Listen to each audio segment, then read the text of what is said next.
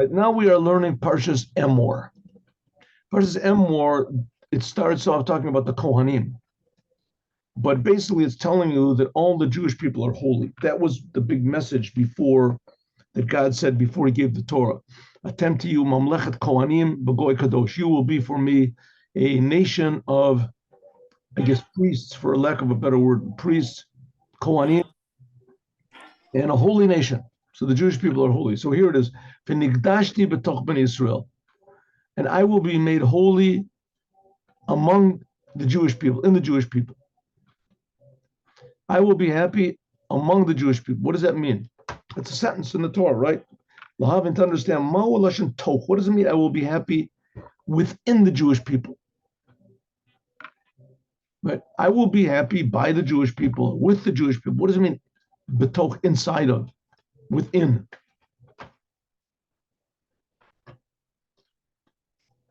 Now, usually you could say, it's just, that's just the way, just the language, just a literary, how do you say, poetic freedom, what is it, poetic license? Just say what you want to. But here, this is God writing this, and God is creating us. God, the same God is creating us, is the same God that gave the Torah. So He gave the Torah to say something more than just the creation. That He can do without the Torah, creating the world. Even though it says the Torah is the blueprint of the world, but He could just create the world and leave it go, right? Just leave it go. But no, He gave the Torah in order to tell us something special about the creation, and more exactly the Jewish people. The Torah is essentially for the Jewish people, even though the 7 Noahide commandments are for all mankind, and the lessons from the Torah are for all mankind. For all mankind. The principles of values in the world are for all mankind. But here we're talking especially about the Jewish people. The Jewish people says, I will be made holy inside of the Jewish people, B'nai Yisrael, Jewish people. Lahavin, we have to understand, what does it mean, toch, inside of? But Gam also tzarech lahavin, we have to understand what the rabbis say, that there are 3 types of angels. One group of angels says kadosh, that God is holy. Another group of angels says kadosh kadosh, says 2 times the word holy. And one of them says kadosh kadosh kadosh 3 times holy. Kadosh kadosh kadosh Hashem Tzavaot, the God of hosts, and the world is filled with His glory. That's what it says. So what are these 3 angels? And each group of angels says the word holy one more time. The first one says holy, God is holy once. The second one says God is double holy. And the third one says that God is triple holy. And it adds on also that God is the God of hosts. Where do you get this from? It says in the Talmud, in Chulin Talmud. So what does it mean? Shakata, one of the groups of angels, says 1 time holy. Second one says double time. The third one says 3 times. That's what we say, right? In the Jewish prayer book, if you look in the Jewish prayer book, we say twice a day, we pray 3 times a day, but 2 of the times of the day, there's what's called the repetition of the Shemona Esrei. And there the whole crowd says this thing again. It says, Kadosh, Kadosh, Kadosh, that God is holy, holy, holy. We're repeating the words of the angels. Okay, but Gam, also we have to understand another thing. There's other times the word holy appears by a nazir. A nazir. What is a nazir? It says kadosh. Kadosh yeh gadol pera. It says that his hair will be holy. What's a nazir? A nazir is a person that decides he wants to make himself raise up in holiness, raise up in connection to God.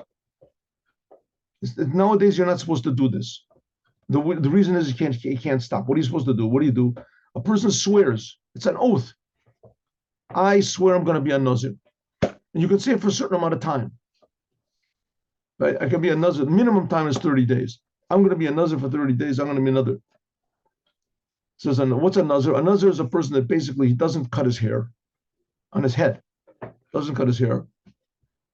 And he refrains from eating wine, drinking wine,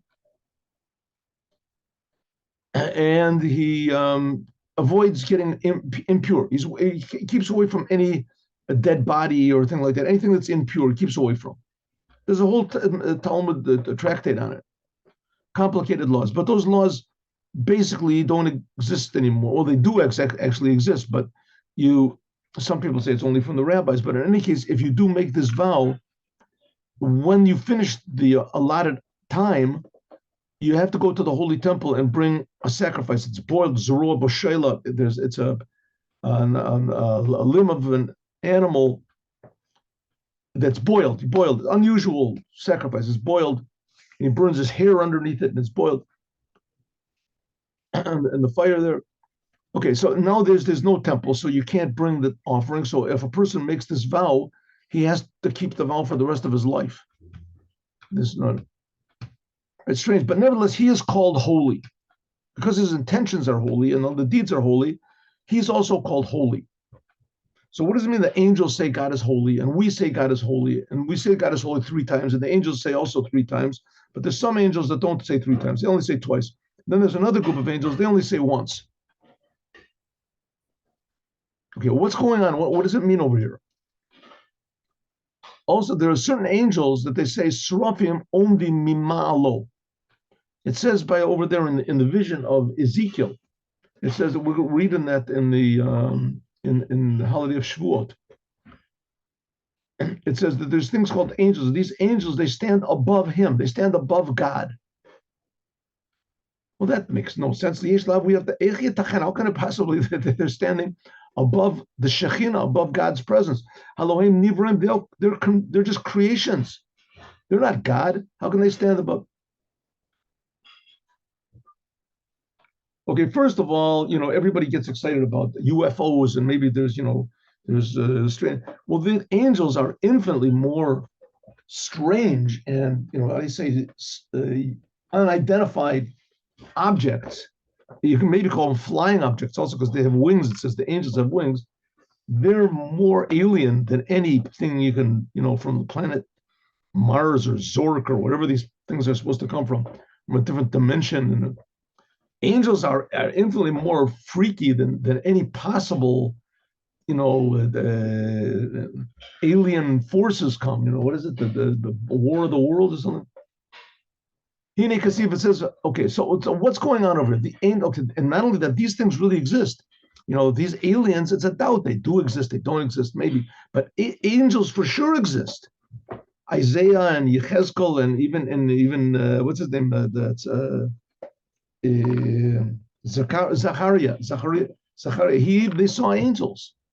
Abraham saw angels. The angels came, but Bilam saw angels. So angels really do exist.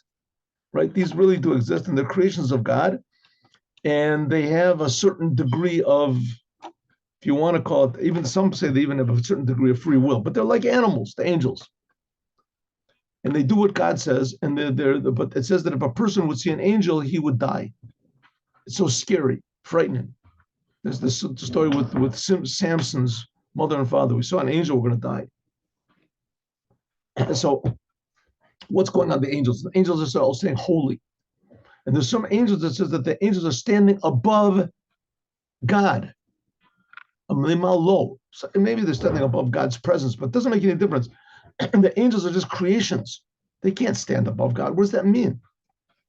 It says, yeah, so okay, so let us understand what these angels are and what's going on over here and why we need them at all. What's the purpose of it? It is written, says that with you is the source of life. That's what it says. Or it's a sentence in Psalms. With you is the source of life. What does it mean with you? It should say you, God, are the source of life. Not just with you is the source of life. You, God, yourself, you're the source of life. Okay, so now we're going to start to see that the creation is a little more complicated than we think. And that almost all the religions in the world, what they call God is just a creation. What they think is God, in fact, is not God at all. In fact, it's just a creation of God, like these angels. And so we'll see in a minute. But Yuvan calls that we'll understand this. By the way, in our prayers, we see in the end, Ein Kelokinu. There's nothing like our God. Nothing like our God. And there's what I mean. There's the religions, they believe in God. There's all these religions, especially there's religions that copy Judaism. They claim to be the replacement for Judaism, right? The God left us, now you have them. So, okay, you want to say what you say. So, okay, how do you define God? So their definition of God, what they believe in, what they pray to, is totally different from what we pray. Even the Muslims that they claim to pray to God. True that they're not praying to idolatry like the Christians do, but nevertheless, they still don't have what God is. Now we're going to see what the God of the Jews is. And the whole world is going to realize this. Why? Because he's creating us. The God of the Jews is creating everybody. Not that he did create everybody a long time ago. He's being created. Okay. So it says, let's understand this. First of all, we can understand the Indian. Yeah. What does it mean, Kaddish? What does it mean, holy? What does it mean, something that's holy? Okay, now the Jewish people are called holy nation, Am Kadosh, like we said. The land of Israel is called the Holy Land, right? Holy Land. The Torah is called the Holy Torah, Shir Kirishanu, right? Natan lanu es Torah to. That God made us holy with his Torah. The Torah is holy. The commandments are holy. Every time we make a commandment, we say, Shir Kirishanu b'mitzvotav. You made us holy with your commandment. And so the Torah is holy, and the Jewish people are holy, and God, of course, is holy. Here, the angels are saying that God is holy. How can it be? They're all called holy. What does it mean? What does it mean the Jewish people are holy? What does it mean the land of Israel is holy? Holy land. What does it mean? So let's understand what holy is. In a Kodesh, the word Kodesh, holy, simply it means separated. It's separated. So when you say something is makdish, when a man marries a woman in Judaism, when a person is married, at mekudeshetli. At mekudeshet means you are separated from me. You're separated from the rest of the world. A woman, she gets married, she can't marry anybody else. As far as marriage goes, she's separated from her husband. The man doesn't say that to the woman because technically, according to Judaism, a man can take more than one wife. Okay, that's a different, whether it's right or it's not, we're not talking about that. But the word Kodesh means it's something which is separated. Like it says, Ani Hashem lo shiniti. So how is God holy? Because God is unlike anything else.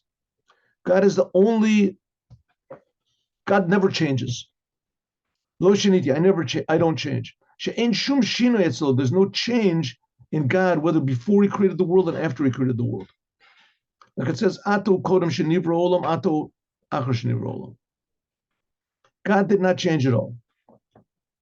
Now, it doesn't mean that God didn't, the world is so small, he just put a tiny, tiny bit of energy. No, he didn't put out any energy whatsoever. Not only that, God is creating the world all the time.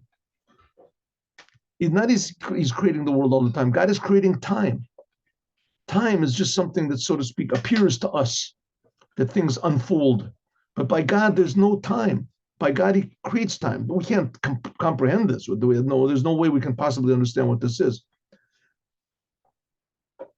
But that's the fact. So God is creating everything, and he's creating everything from nothing. We have absolutely no comprehension how that could possibly. We don't know what nothing is. We don't know what no time is, and how. But nevertheless, the world is made from nothing.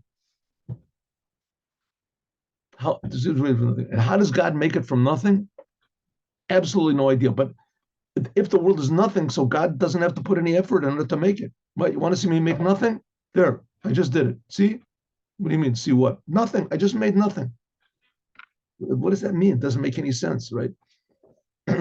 So God made nothing. It means it took no time for God to make nothing, right? And that's what's going on right now. So God is above time, and God is above. We don't know what this means. So God, like we said before, God doesn't really exist. He creates all existence.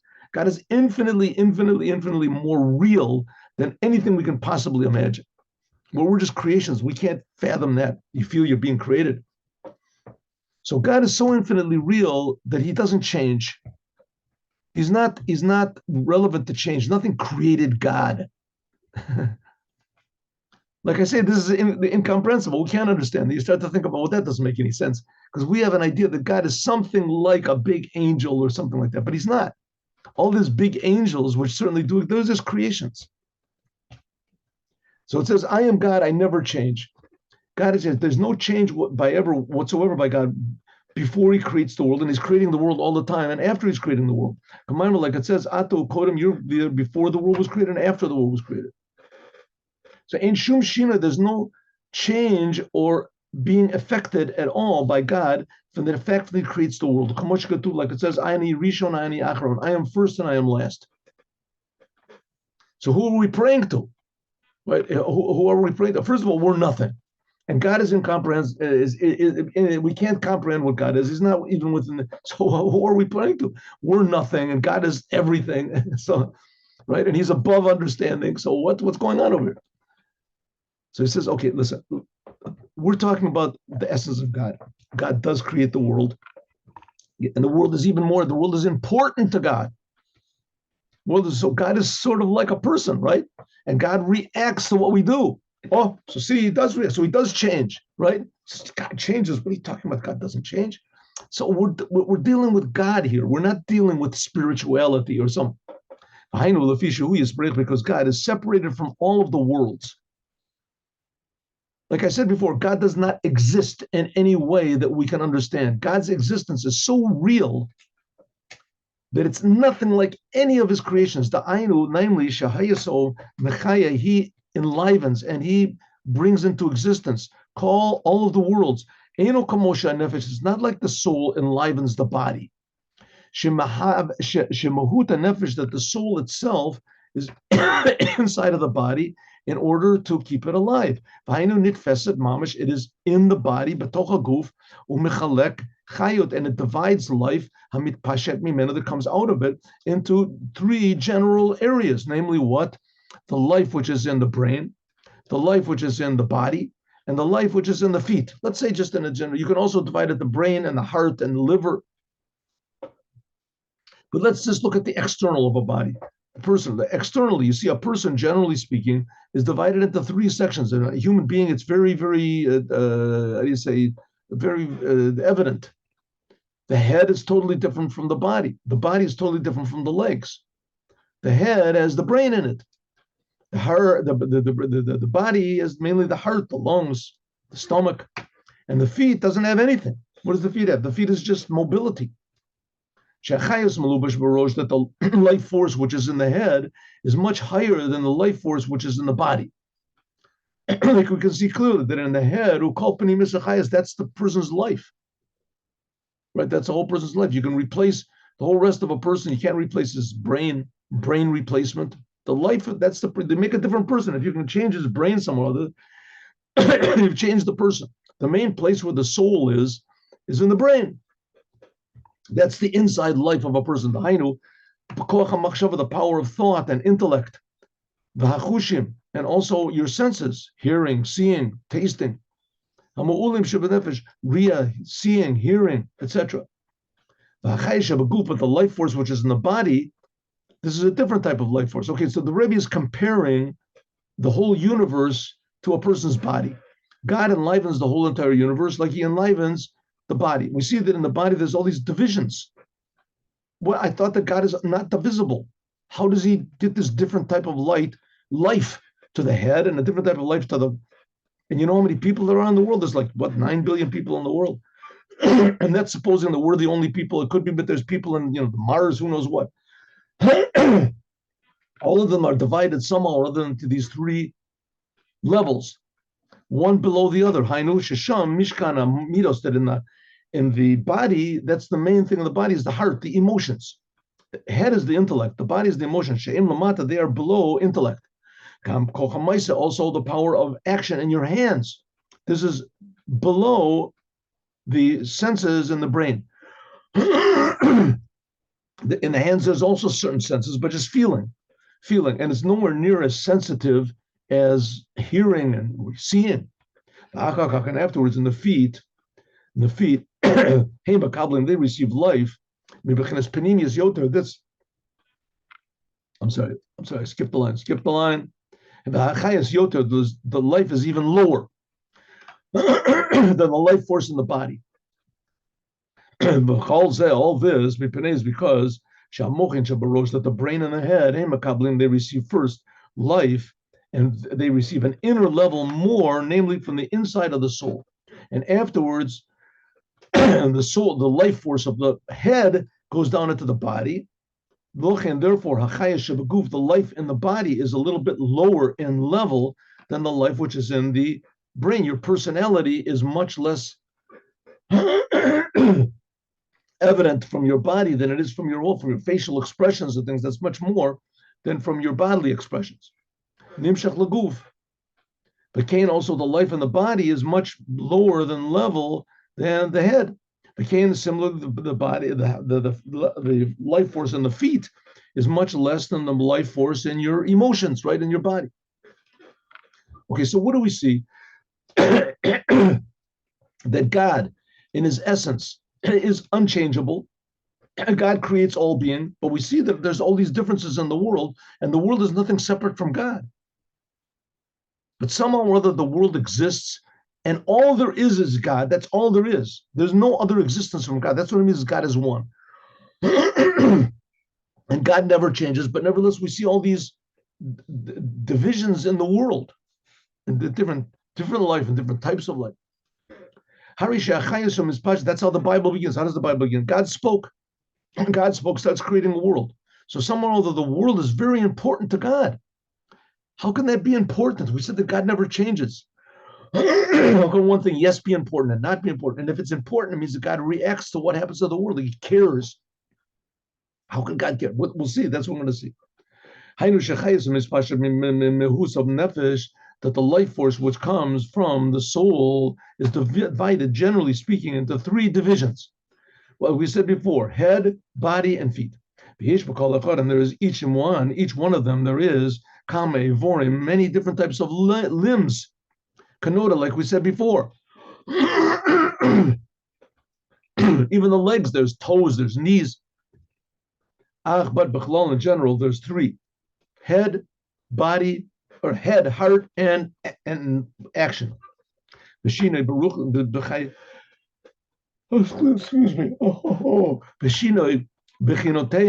the difference in their categories is because of shinoi, giloi, achayas, because of different levels of life which is drawn to them from your soul. Now, the Rebbe is trying to make a comparison here from how the soul enlivens the body to how God enlivens and creates the world. Of course, the soul does not create the body, but Shabarosh, that in the head there shines a higher level of the soul in the head.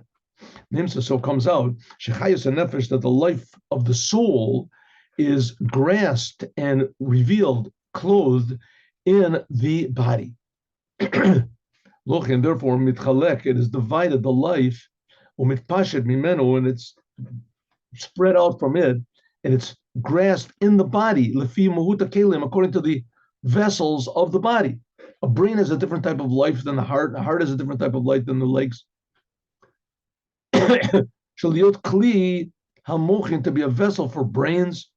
The vessel for intellect is higher more than the vessels of emotion, the body.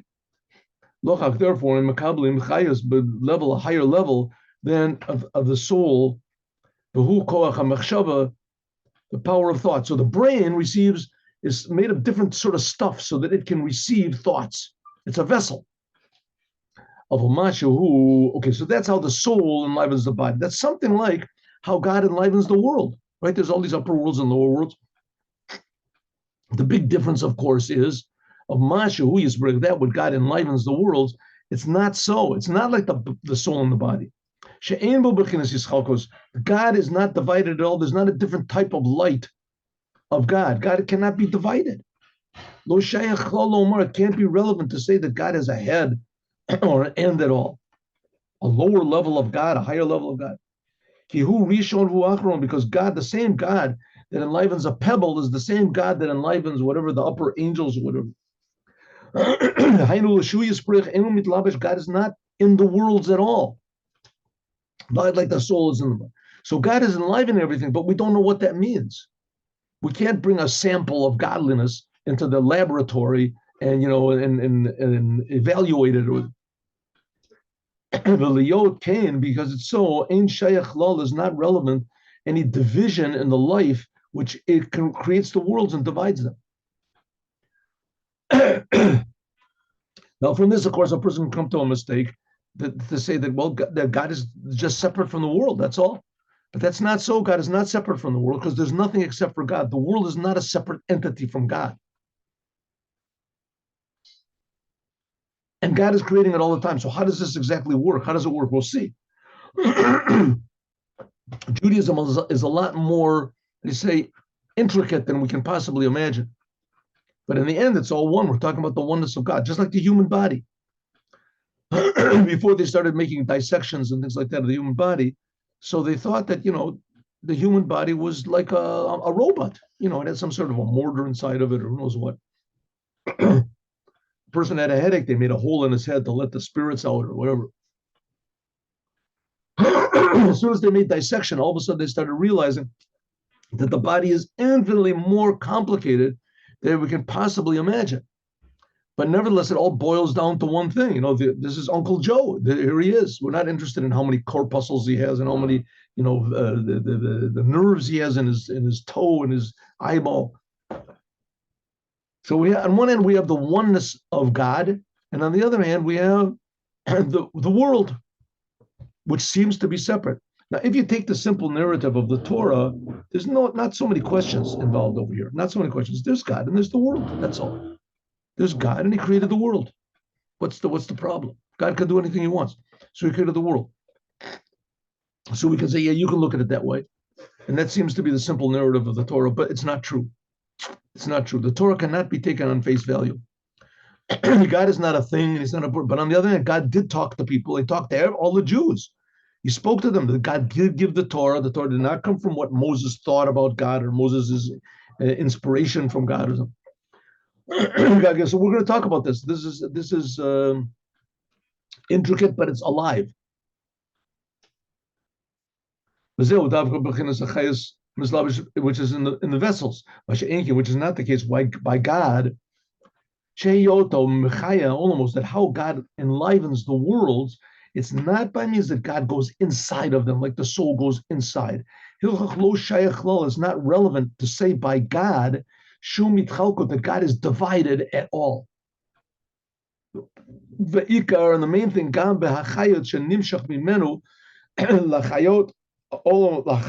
that life force which does enliven the worlds, God is not divided up at all. God is not divided up in any way at all. Gamba is even though the life force which is drawn from God in order to create the worlds. Why? Because God is not, so to speak, grasped in the worlds. Okay? So if you think you understand God, you don't. And if you think you can understand any aspect of God, you're also wrong. But on the other hand, that's a commandment to try. That's the motto of Judaism. Shema Yisrael means you have to try to understand. Shema means understand. Listen, understand, Jews. God is our God. God is one. It is a commandment to try to understand. One of the reasons it's a commandment to understand is that you don't get the wrong idea. Like I say, the other religions think that God is like an angel. He's this big thing. That's wrong. That's not so. That's the wrong idea.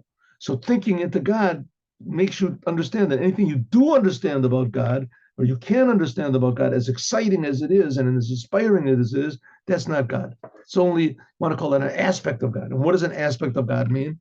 So that's what we have to understand.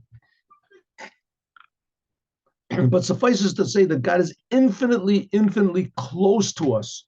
He's creating us, and he's so close we don't feel it.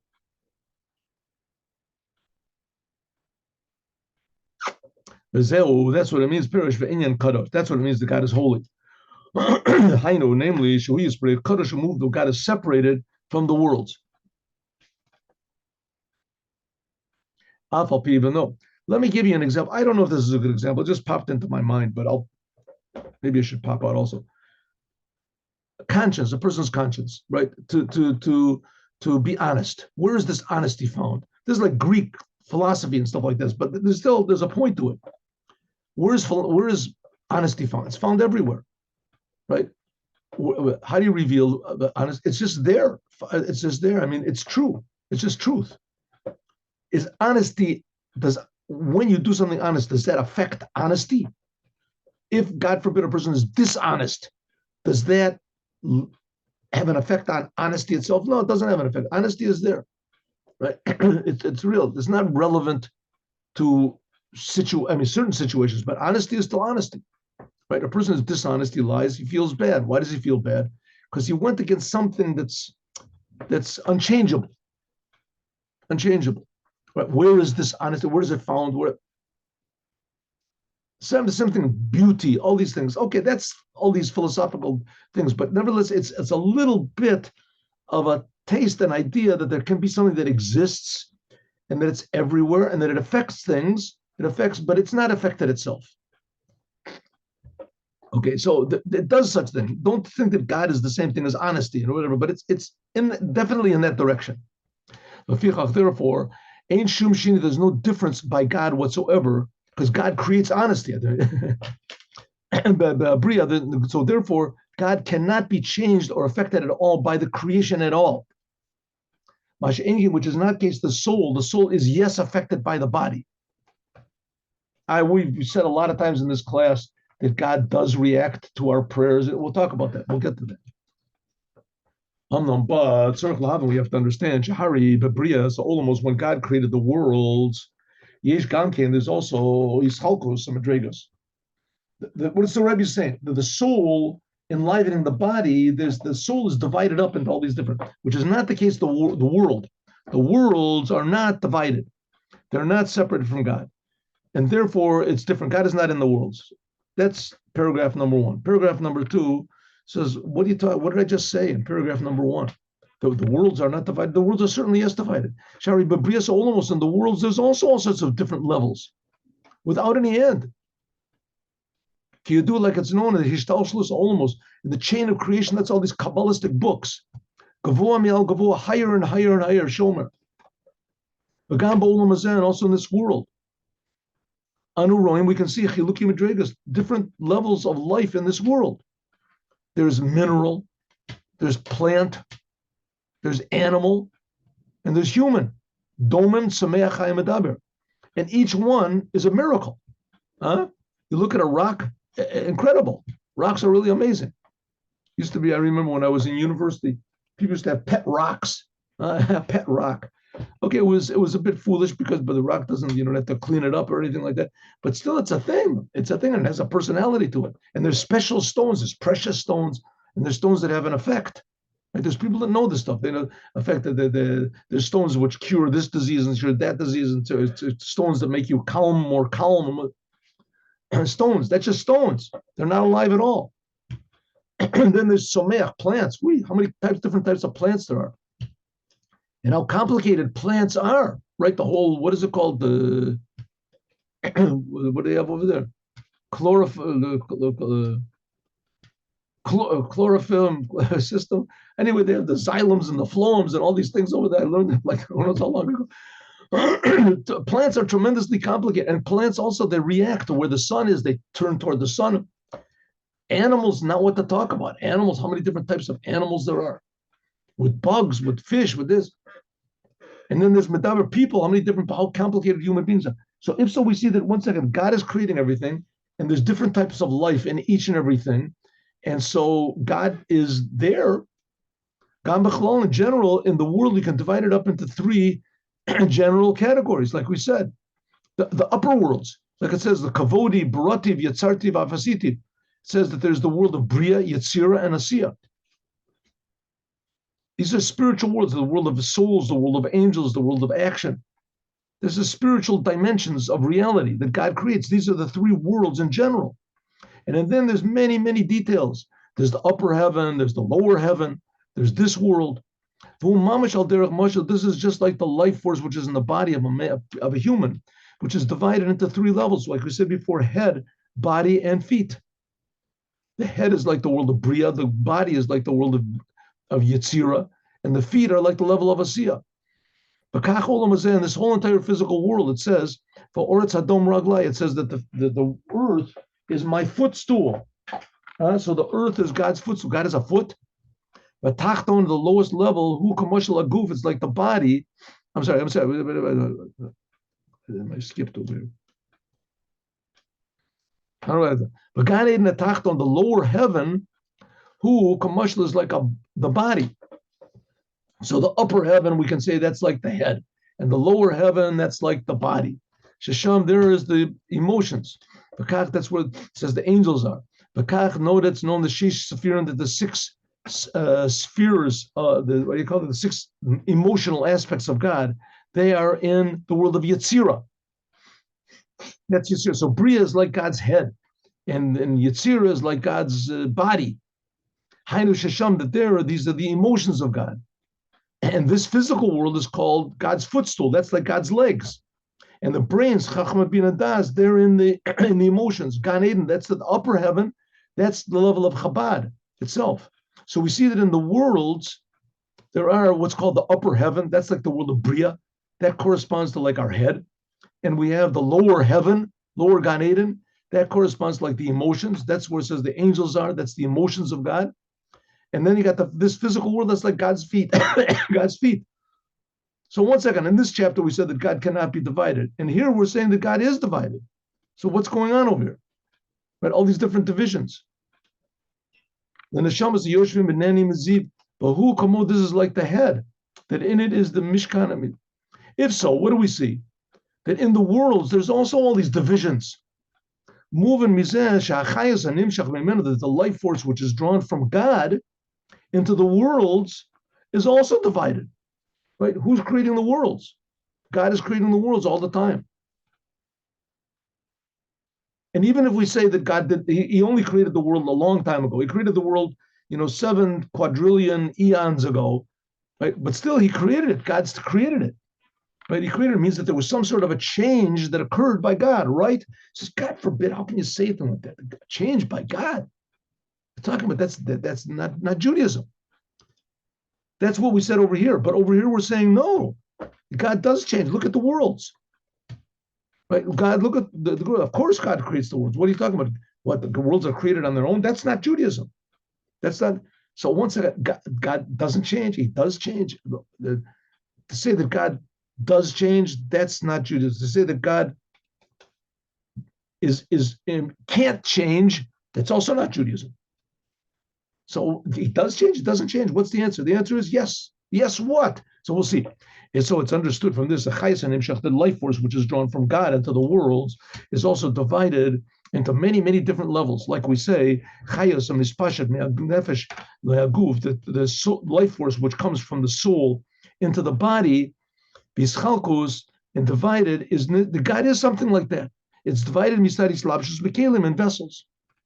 If so, it seems that God is like a soul inside of the body. Remember, the life force which comes from God also is in the worlds. Huh? Who's keeping all these little bugs and the fish and the birds alive? God. God is giving them life. So God's life force is inside of them. Right? So God did articulate himself a little bit. Came himself. Also, we find the rabbis say, clearly it says, Shadima Hamshachas Achayas, that the rabbis compared in the beginning of Brachot, they compared the life energy which is drawn from God into the worlds to like the soul in the body. In the Gemara Brachos, just like the soul enlivens the body, soul God enlivens the world. Just like the soul is eternal, so the God is eternal. Because the soul sees and it's not seen. Also, God sees and he's not seen, but it's like the soul in the body. That's what the rabbis say. Just like God fills all the world, also the soul fills the body. But Midrash Tilim, in the Midrash on the book of Tehillim, on the sentence Borchi Nafshi, blessed is my soul, they say, just like the soul fills the body, also God fills the world. So if so, the soul, God is like the soul. Not like what we said over this first paragraph. That the fact that the soul fills the body, this is how God is actually in the world. He actually affects the world. If so,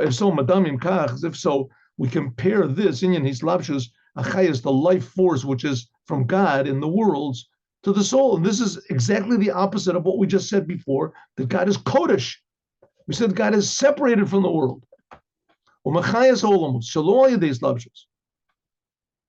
And even more, Hu Klal Gadol, this is a very basic essence of the Torah. And like it's known, the Iu Tafis Bakula, that God grasps everything, and the worlds don't grasp him. That's why we say a makom. God is called a makom, the place, because the world is, he's the place of the worlds, but the world is not, he's not in the worlds. He's not. But an Inyan is like this. There is a type of life force which is drawn into the worlds. Like it says, in different levels, commercial is chalkos, just like the soul in the body. So for sure, God is creating the world. There's no doubt about it. That's what the whole Bible is about. And the Bible is just talking about the lowest part. The upper worlds are just hinted at, but the upper worlds are certainly there. I mean, in the Bible, there's definite hints about the upper worlds. We see that angels came to Abraham. Angels, where did the angels come from? But the general life force, which is in the world, is only what we call a ray of godliness.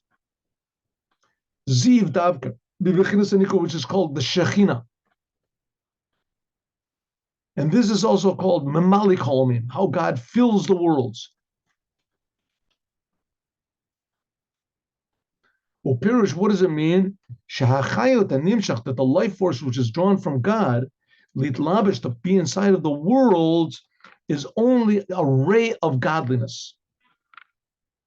Shebechina Ziv is, this is a ray of godliness which is drawn, and that's called a different aspect of God. It's called how God fills the worlds. Memali Kolmim, God fills the worlds. And this aspect of God, which is fills all the worlds, and sometimes it's called God's Shekhinah. This goes into every world according to its nature. Okay, so what's the Rebbe want to do here? What's the point of this? What are we learning about this? So that we can learn this, deep, Jewish philosophy or something? No, the Rebbe is trying to enable us to feel how close God is to us and how far away God is from us. First, God's close to us because he's enlivening us. He's creating us. He's infinitely close to us. But don't think that means that you can have any idea of what God is. You can approach, that's called the ladder of prayer, Jacob's ladder. You can approach God from the basic. The first rung is that God's creating me. That's the first rung. Right? God's creating me. It's pretty amazing. How is God creating me? I thought God was infinite. 1 second. You're just on the first rung. Don't think you're going to understand this stuff. You're not going to understand it. But let's take from what you do understand. I exist. Here I am. I'm alive. Yeah. What's keeping me alive? My soul. Maybe, yeah. Could be your soul. Maybe it's God. Maybe God is keeping you alive in the form of your soul. So now you start to think, just like my soul fills the body, so God fills the world. We've got a pretty amazing world over here. And God is filling the world, right? So now I get what God is. God is the force that enlivens the world. This is no. That's like, Spinoza or somebody. Let's say the Hinduism says that. Well, no, our God is different than everybody else's God. Our God never changes. How does he create the world? How does he create the world? Not that he reacts to what we do. We'll talk about this. This ray of godliness, this is what's called how God fills the worlds. This is called the revealed aspect of God in the Zohar. And the reason is because this is what King David said, "Mibasari achaza Elokai." From my flesh, I can. I think David said it, or maybe Job said it. And we'll have to look and see. From my flesh, I can grasp. I can understand God from myself. What does it mean? Achaza, I can grasp God just as though I see with my eye. Right? I know that I exist. Well, God is creating me. So if I'm sure that I exist, and everybody's sure that they exist, I hope. So infinitely more, we can be sure that God exists. if for no other reason that he creates me. Here I am. So you can see God from your flesh. This, what you can see God from your flesh, this is the lowest aspect of God, which is called how God fills the worlds. And this is what we're going to talk about more, God willing, tomorrow. Seeing God, how we can do it. We'll talk about it more, God willing, tomorrow. Now let's do the 1 minute.